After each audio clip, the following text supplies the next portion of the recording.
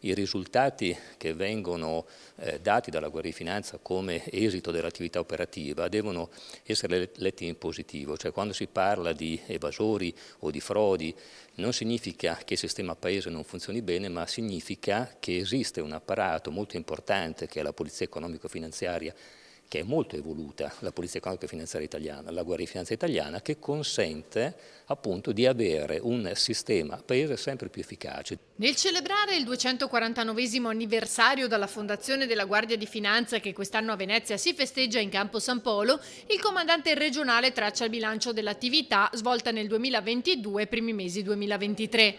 Sono oltre 60.000 gli interventi ispettivi eseguiti e circa 5.000 le indagini svolte.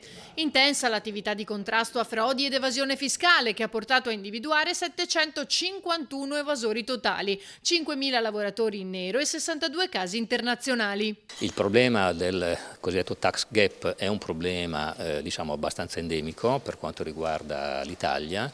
Però diciamo anche i dati di recupero fiscale sono invece in segno positivo, cioè ogni anno c'è qualche miliardo in più che entra nelle casse dell'erario e quindi questo significa che è anche questa una derivazione della eccellente opera di controllo del territorio sotto il profilo economico e fiscale. 251 gli interventi in materia di riciclaggio, con la denuncia di 658 persone e 15 arresti.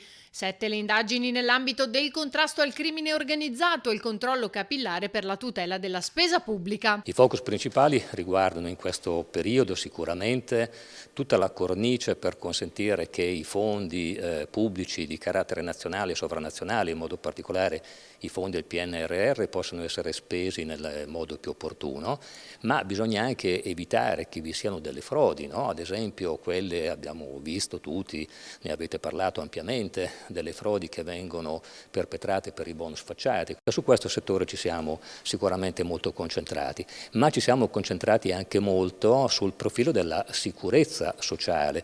Recentemente, circa un mese fa, è stato effettuato un sequestro molto importante di cocaina qui a Venezia, nel porto, quindi 850 kg di cocaina, un segno, intanto un sequestro forse anche il più grande fatto nella storia recente, quantomeno della Regione Veneto.